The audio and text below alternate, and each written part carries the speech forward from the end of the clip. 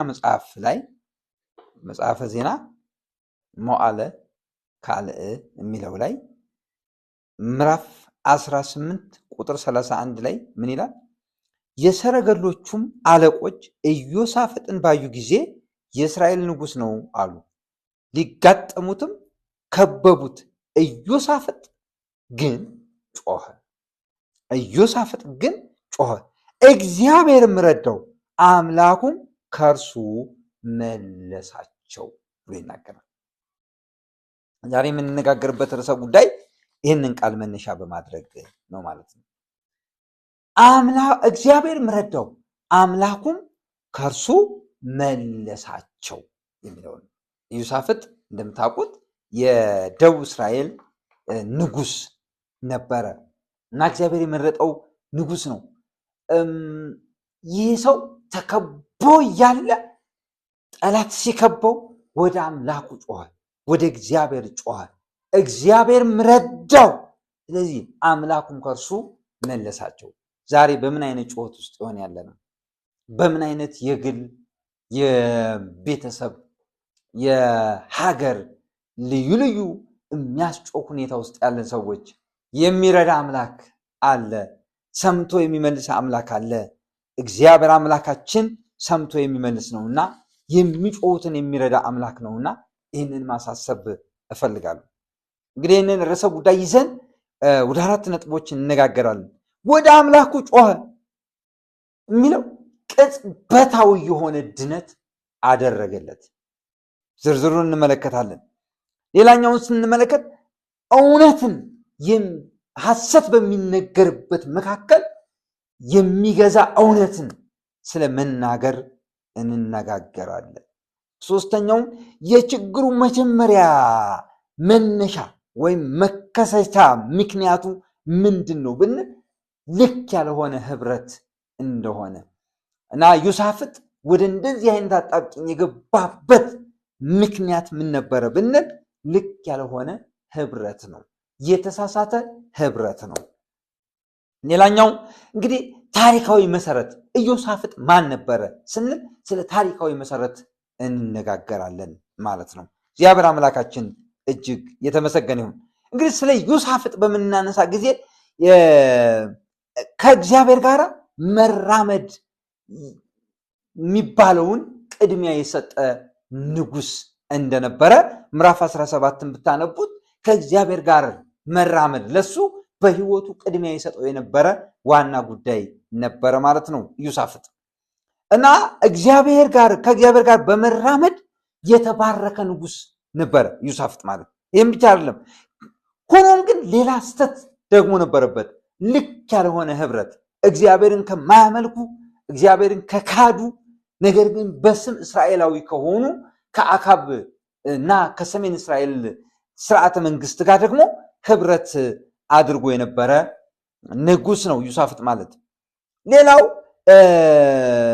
ይህንን ሰው በምትመለከቱበት ጊዜ እስራኤላውያን ደቡብ እስራኤልን ያስተምሩ ዘንድ እግዚአብሔር ለሾማቸው ሰዎች የበለጠ ማበረታቻ ወይም የሚያነሳሳ ነገር ያቀረበ ሰው እንደነበረ ምዕራፍ 17ን ስናነብ የምናገኘው ነው ማለት ነው። ህዝቡ እግዚአብሔርን ማወቅ ይማር ዘንድ፣ እግዚአብሔርን መከተል ይማር ዘንድ ይሄ ሰው እግዚአብሔርን ስለማወቅ ያስተምሩ ዘንድ ካህናቶችን ያዘዘ ሰው ነው።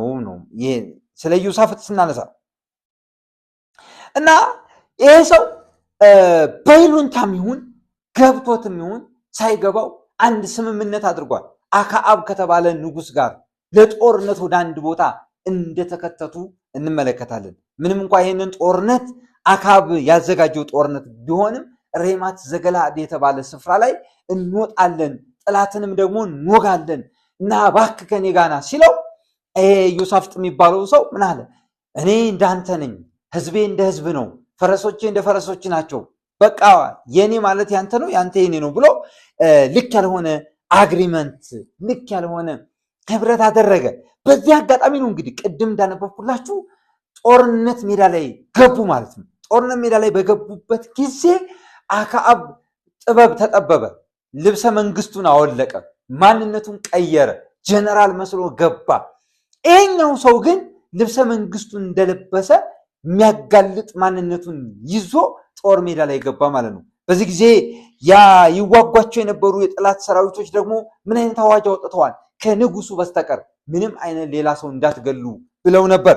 እና ሲያዩ ኢዮሳፍጥን ሲያዩ አክዓብን አገኘናሉ ማለት ነው። ከበቡት፣ ሊገሉ ተጠጉ።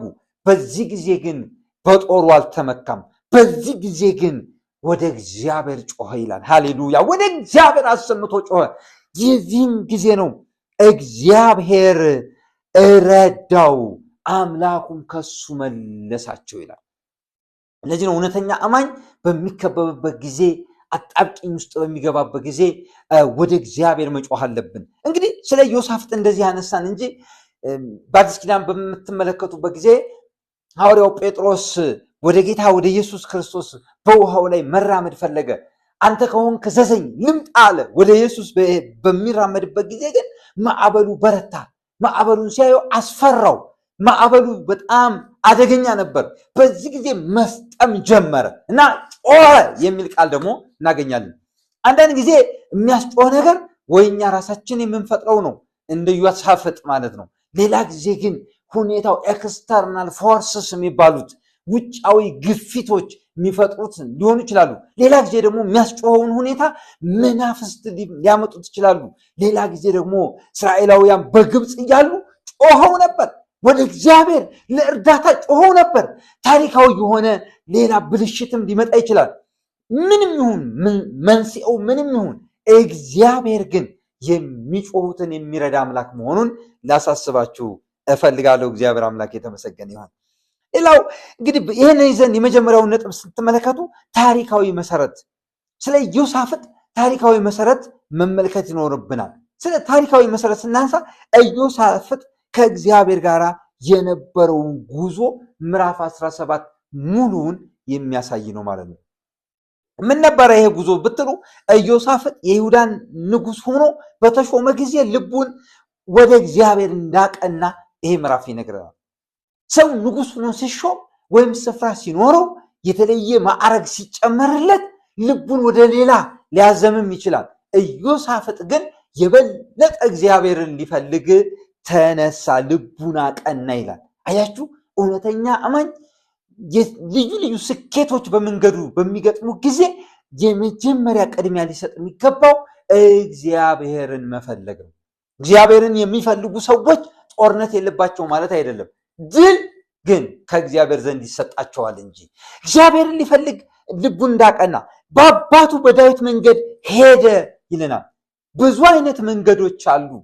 ኢዮርብዓም የተባለ ሰው የሄደበት ክፉ መንገድ አለ። ሌሎቹ በዛ መንገድ ሄዱ ሲባል ጻድቃን የሆኑ ነገስታት ደግሞ በዳዊት መንገድ ሄዱ ይላል። ዳዊት ፍትህ አድራጊ ንጉስ እንደነበረ ከሌሎቹ አንጻር ሲታይ የተሻለ ንጉስ እንደሆነ ይናገራል መጽሐፍ ቅዱስ። ስለዚህ በአባቱ መንገድ ሄደ የሚለው እግዚአብሔርን ለመፈለግ ልቡን አቀና የሚለውን ማሳየት ነው። ይህም ብቻ አይደለም። የበዓልን አምልኮ ባኦል የተባለ ጣዖት አምልኮ ደቡብ እስራኤል ላይ የነበረው አጠፋ፣ ከምድረ ገጽ አስወገደ። እነዚህ ሁሉ ታሪካዊ መሰረቶች ኢዮሳፍጥ ማን እንደነበረ እንድናውቅ ነው። እግዚአብሔርን ይፈልግ ነበር፣ በዳዊት መንገድ ይሄድ ነበር፣ ጣዖታትን ከምድረ ይሁዳ እንዳስወገደ እንመለከታለን። ስለዚህ እግዚአብሔርን ፈለገ። በእግዚአብሔር መንገድ ደስ ለመሰኘት ራሱን በዚያ አዘጋጀ። ቃሉን በመላው ሀገር እንዲማሩ ሰዎችን ያስተምሩ ዘንድ ደግሞ ለሚያስተምሩ ሰዎች ኦፖርቹኒቲ ሲሰጥ እናያለን። ያስተምሩ ዘንድ ሲያነሳሳቸው፣ ሲያበረታታቸው እንመለከታለን። ይህም ብቻ አይደለም፣ የእግዚአብሔር ፍርሃት በአካባቢው ወድቆ ነበር። እንግዲህ እግዚአብሔርን ከመፈለጉ የተነሳ ጎረቤት ሀገሮች ፍርሃት ውስጥ ገብተው ነበር።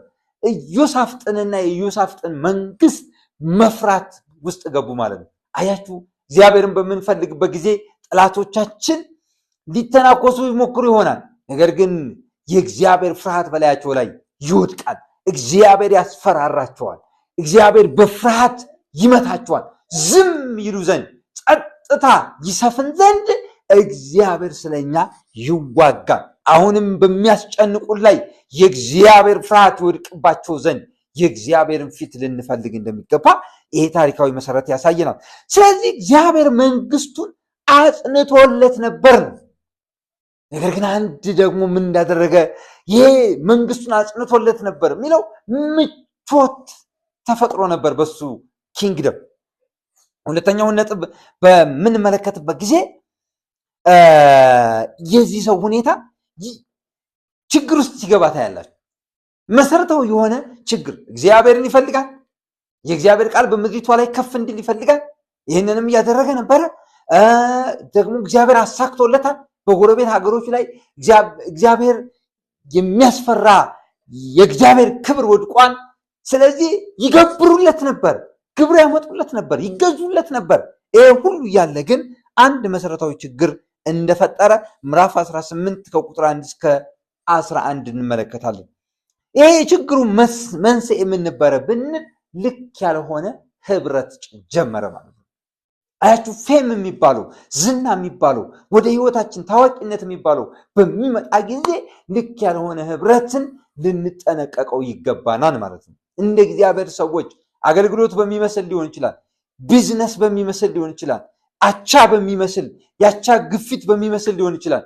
አንተ እኮ አንቺ እኮ እናንተ እንኳ የሚል አድናቆት የሚመስል ነገር ሰዎች ይዘው ሲመጡ ልንጠይቅ ይገባናል። ዮሳፍጥ ጋብቻ በሚመስል መልኩ ልክ ካልሆነው ከአካብ ቤተሰብ ጋር እንደተጋባ እናያለን።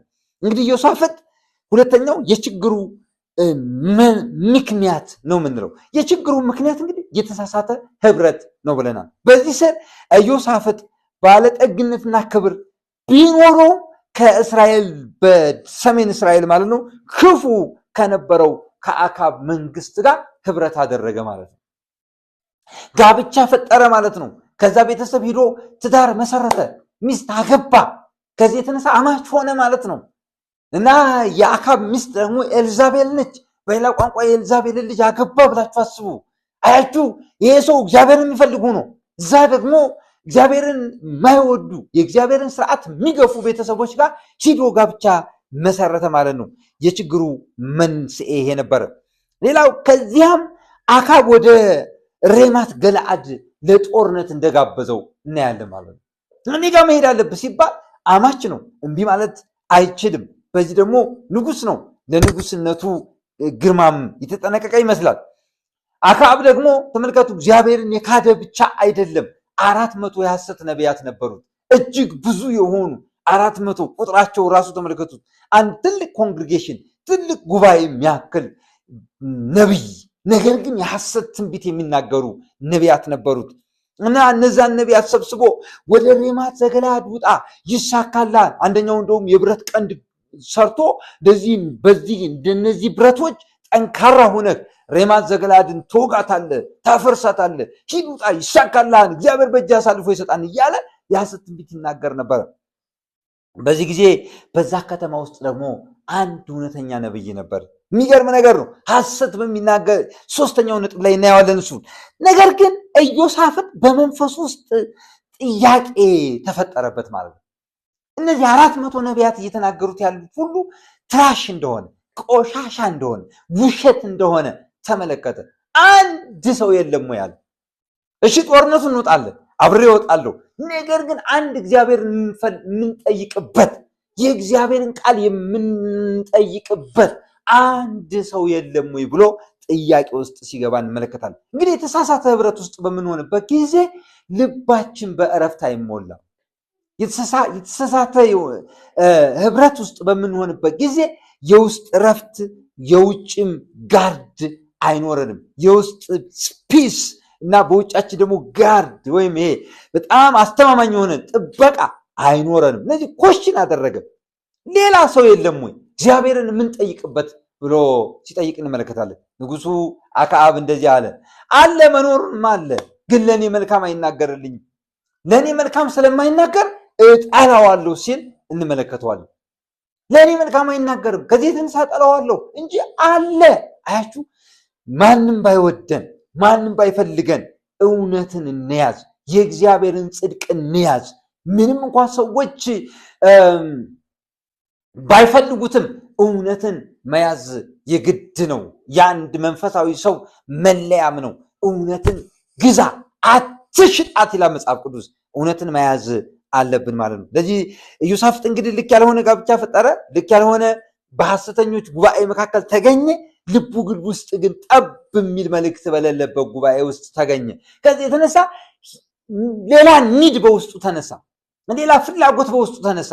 እግዚአብሔርን መጠየቅ አለብናል፣ እግዚአብሔርን መፈለግ አለብናል። ስለ እግዚአብሔር ምሪት የሚነግረን ሰው ያስፈልጋናል።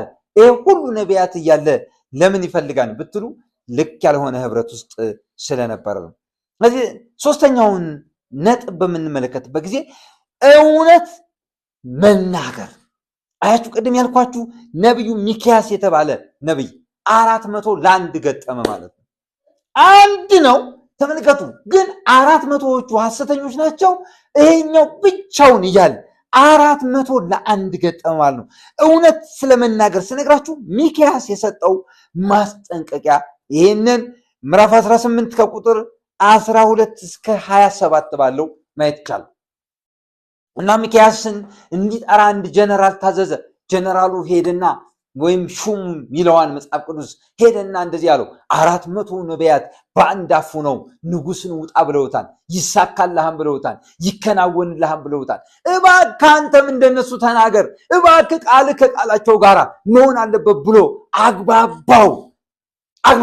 ሚክያስ ግን እንደዚህ ያለ ሕያው እግዚአብሔርን እግዚአብሔር የሚናገረኝን እሱን እናገራለሁ።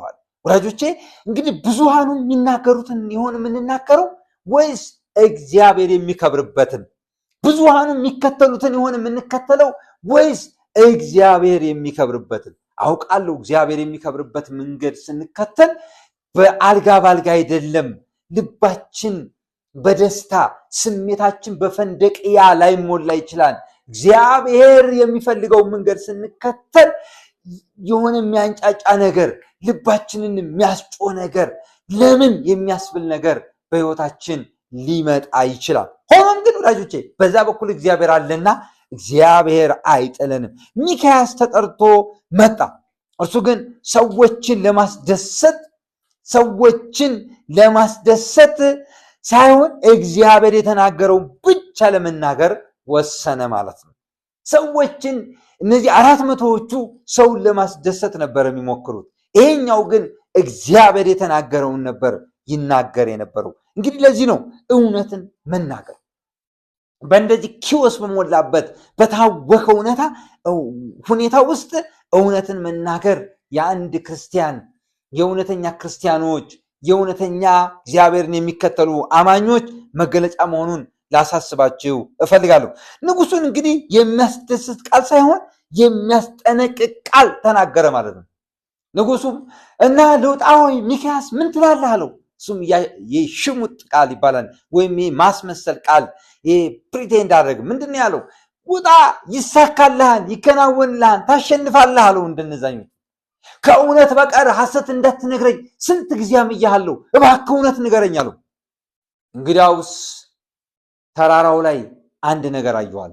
ምንድን ነው? ለእነዚህ እረኛ የላቸውምና በሰላም ይሄዱ ሲባል ህዝቡ በሰላም ሲሄዱ አየው። እረኛው ማን ነው? አክዓብ ነው። ስለዚህ አንተ ከነሱ ጋር አትኖርም እንደማለት ነው። እረኛ የላቸውም በሰላም ይሄዱ ሲል ሰማው። እንደውም ቀጠለና እግዚአብሔር አክዓብን ማን ያስትልኛል እያለ ሲጠይቅ ሰማው። እዚህ ያኛው እንደዚህ መለሰ፣ ይሄኛው እንደዚህ መለሰ። አንድ መንፈስ ግን ወጥቶ እንደዚህ አለ፣ እኔ ያስትልሃለሁ አለ። እንዴት አድርገህ? በነቢያቱ አፍ። በየትኞቹ?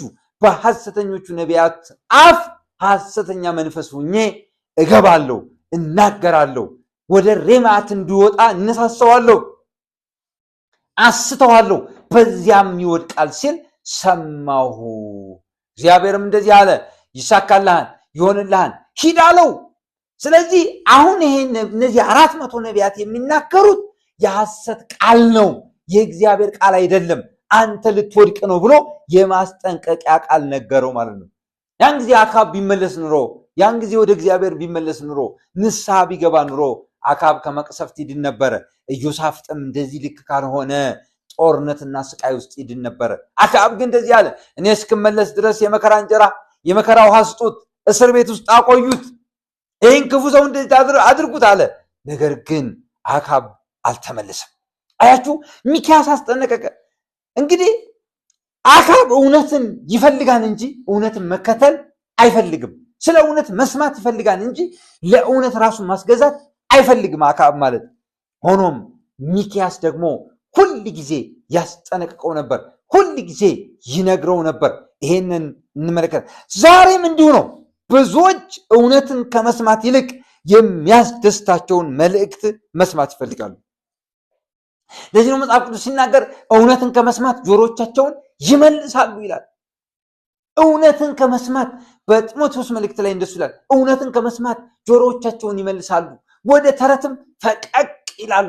አያችሁ፣ እውነት ቢያምም ነፃ ያወጣል። እውነት ቢያምም ይፈውሳል። እውነት ቢያምም ይመራል። እውነት ቢያምም ከአደጋ ያድናል።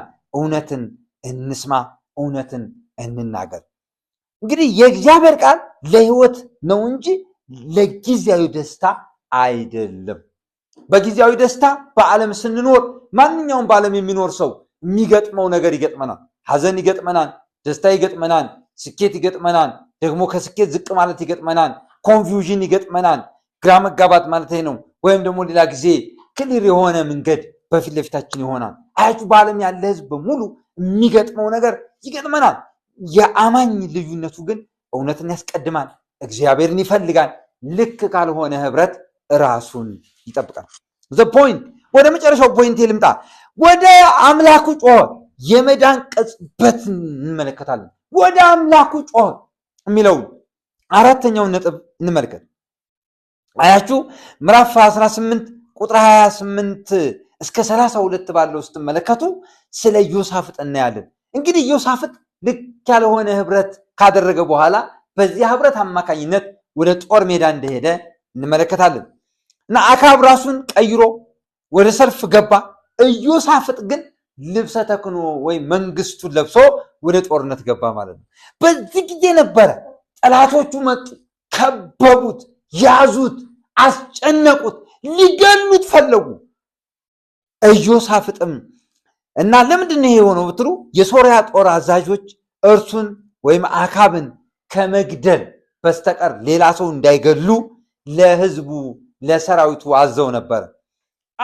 እንግዲህ ንጉስን ብቻ ግደሉ ከተባለ ንጉሱ ልብሱ ይታወቃል፣ ይሄኛው ደግሞ ልብሱን ቀይሯል። ስለዚህ የመንግስት ልብስ የለበሰው አንድ ሰው ስለነበረ ታርጌት ሆነ ማለት ነው እና ያን ሰው ለመግደል ተረባረቡ።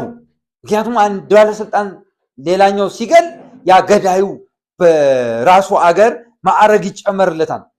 ዋው ጀግናችን ይባላል። ስለዚህ ጀግና ለመባል ያም ቀስቱን ለጠጠ ማለት ነው። በዚህ ጊዜ ግን ወደ እግዚአብሔር ጮኸ። ወገኖች ወይ በሚገጥመን ግለሰባዊ ይሁን ቤተሰባዊ ይሁን ሀገራዊ ጉዳይ ወደ እግዚአብሔር እንጩህ። እግዚአብሔር ይሰማን፣ እግዚአብሔር ይመልሳን፣ እግዚአብሔር ይረዳናል። አስጨናቂዎቻችንን ከፊታችን ይመልሳቸዋል። እግዚአብሔር አምላክ የተመሰገነ ይሁን። ኢዮሳፍጥም ጮኸ፣ እግዚአብሔርም ረዳው፣ አምላኩም ከእርሱ መለሳቸው ይላል ቁጥር 31። ኢዮሳፍጥ ምንድን ያደረገው? ጮኸ። አጣብቂኝ ውስጥ ሲገባ ጮኸ፣ ወደ እግዚአብሔር ጮኸ። አያችሁ ጴጥሮስም ቅድም እንዳልኳችሁ አጣብቂኝ ውስጥ በገባ ጊዜ እየሰመጠ እያለ ወደ ጌታ ወደ ኢየሱስ ጮኸ። ጌታ ኢየሱስም እጆቹን ያዘ። የሚጮሁ ሰዎች ያመልጣሉ። ወደ እግዚአብሔር የሚጮሁ ማለት ነው። ወደ እግዚአብሔር የሚጮሁ ሰዎች፣ ለእርዳታ የሚጮሁ ሰዎች፣ ለመዳን የሚጮሁ ሰዎች፣ ያድኑኝ ጥሪ የሚጠሩ ሰዎችን እግዚአብሔር አይተዋቸውም። እግዚአብሔር ያግዛቸዋል፣ ነፃ ያወጣናል። ወደ አምላካችን እንጮሃለን፣ ከአስጨናቂዎቻችን እጅ እንድናለን። ወደ አምላካችን እንጮሃለን። በእኛ ላይ የተለጠጠው ቀስት በጌታ በኢየሱስ ክርስቶስ የስም ክብር ይታጠፋል። ወደ አምላካችን እንጮሃለን። አምላካችን ያድናል፣ ይታደገናል። ምክንያቱም አያችሁ እግዚአብሔር የሚረዳ አምላክ ነውና፣ የሚያግዝ አምላክ ነውና። ወደ አምላኩ ጮኸ፣ እግዚአብሔር ረዳው፣ አምላኩም ከእርሱ መለሳቸው የሚለውን ይህን እናገኛለን። እንግዲህ ዮሳፍጥ በዚያ ቦታ መሆን አልነበረበትም። በራሱ ውሳኔ ወደዚያ እንደገባ እንመለከታለን። ሆኖም በችግሩ ጊዜ ወደ አምላኩ ጮኸ። እኔና እናንተም በየትኛውም አይነት ኮንዲሽን ጥላት ያመጣው ይሁን እኛ ራሳችን ያመጣነው ይሁን ሁኔታዎች ማናቃቸው ሁኔታዎች የፈጠሩት ነገር ይሁን ወደ እግዚአብሔር እንጩህ። እግዚአብሔር የሚያወጣ እጅ አለው። እግዚአብሔር ክፉዎችን የሚከለክል ክንድ አለው። የሚረዳ ጌታ አሁንም በፊት ለፊታችን በዘመናችን በትውልዳችን በዘራችን በህዝባችን ላይ ሊያደርግ የታመነ ጌታ ነው እና በችግሩ ጊዜ ወደ አምላኩ ጮኸ፣ እግዚአብሔርም አልተወውም። ወገኖች ሆይ ይህ የጸጋ ምስልን ያሳየናል። ጸጋም እንደዚህ ነው። አንዳንድ ጊዜ ችግራችን በራሳችን ስህተት ይመጣል፣ የዚህ የሚያስጮኸውን ችግር። ነገር ግን በንስሐና በእምነት ወደ እግዚአብሔር ስንጮህ እርሱ ሊረዳን የታመነ ነው። በንስሐ በእምነት አምነን ንስሐ እየገባን በምናውቀው ጉዳይ በማናውቀው ጉዳይ ማለት ባላስተዋልነው ጉዳይ ይሁን እግዚአብሔር እንዲታደገን ወደ እርሱ እንጮሃለን። የሚሰማ አምላክ አለን። ግን ስናጠቃልል የኢዮሳፍጥ ታሪክ 3 ታላላቅ ትምህርቶችን እንደሚያስተምረን እናያለን። አንደኛው ከእግዚአብሔር ጋር መራመድ በረከትን እንደሚያመጣ እንመለከታለን። አያችሁ መጽሐፍ ቅዱስ ሲናገር በመዝሙር ምዕራፍ 1 ላይ እንደሚመለከተው ከእግዚአብሔር ጋር የሚራመዱ ሰዎች አካሄዱን ከእግዚአብሔር ጋር ያደረገ ሰው በውሃ ፈሳሽ ዳር እንደተተከለ ነው ስለሚል አያችሁ ከእግዚአብሔር ጋር የሚራመዱ ሰዎች ይባረካሉ። የግድ ነው። ይሄ መንፈሳዊ መርህ ሆኖ ማለት ነው። ሁለተኛው የተሳሳተ ህብረት ታማኝ ሰውን እንኳን ሳይቀር ተመልከቱ ወደ አደጋ እንደሚጥል ልናስተውል ይገባል። ታማኝ ሰዎች እንኳን ሳይቀሩ ከተሳሳተ ህብረት ውስጥ ከገቡ ወደ አደጋ ይገባሉ ማለት ነው እና ታስታውሱ እንደሆነ ዳንኤል ልክ ባልሆኑ ሰዎች መካከል ተገኘ። እነዚያ የባቢሎን ሹማምንት ልክ ያልሆነ ተውት ነበራቸው። ልክ ያልሆነ ፕራክቲስስ ነበሯቸው። ልክ ያልሆነ እምነት ነበራቸው። በእነዚያ ሰዎች መካከል በመገኘቱ ወደ ጭንቅ አስገብተውታል፣ ወደ አንበሳ አስገብተውታል። ሆኖም ግን እግዚአብሔር ለአንበሶቹ አልተወውም፣ እግዚአብሔር ታደገው። አያችሁ ሁለተኛው እንግዲህ የተሳሳተ ህብረት ታማኝ ሰዎችን እንኳን ሳይቀር ወደ አደጋ እንደሚከት እንመለከታለን። ስለዚህ ልክ ካልሆኑ ህብረቶች we keep ourselves ራሳችን እንጠብቅ። ልክ ካልሆነ ልምምድ፣ ልክ ካልሆነ ህብረት፣ ልክ ካልሆነ ግንኙነት ህይወታችንን እንጠብቅ። ለዚህ ነው በማይመች አካሄድ አትጠመዱ የሚለው መጽሐፍ። ሶስተኛው በችግር ጊዜ ወደ እግዚአብሔር የሚጮህ ሰው ተስፋ አለው። በምንም አይነት ሁኔታ ይሁን ወደ እግዚአብሔር የሚጮህ ሰው እየተራመድን ይሁን ከቻልን ተንበርክከን ወይም ደግሞ ሳንንበረከክ በብዙ ጉባኤ መካከል ይሁን ወይም ብቻችንን ቀን ይሁን ሌሊት በችግራቸው ጊዜ ወደ እግዚአብሔር የሚጮሁ ሰዎች ተስፋ አላቸው፣ አይበሉ። ምክንያቱም እግዚአብሔር የልጆቹን ጩኸት ይሰማል። እንደኔና እንደናንተ አይነቱ ደካማ ፍጥረት እንኳን የልጆቹን ጩኸት ይሰማል። እንኳን እግዚአብሔር እኛም የልጆቻችንን ጩኸትና ስቃይ በምንመለከትበት ጊዜ ልባችን ተረጋግቶ አይቀመጥም። እንኳን እግዚአብሔር አምላክ የተመሰገነ ይሁን። እንግዲህ የመጀመሪያው ምን አለን? የችግሩ መጀመሪያ ምን እንደሆነ ከማየታችን በፊት ታሪካዊ መሰረትን ለማየት ሞከርን። ይህም ብቻ አይደለም፣ የችግሩ መነሻ የተሳሳተ ህብረት እንደሆነ አየን። እውነትን ምንም ዋጋ ቢያስከፍል ስለ መናገር ተመለከትን። ወደ እግዚአብሔር ጮኸ፣ የመዳን ቅጽበትን እንመለከታለን። በአጣብቂኝ ጊዜ ወደ እግዚአብሔር ጮኸ፣ እግዚአብሔር ረዳው፣ አምላኩም ከእርሱ መለሳቸው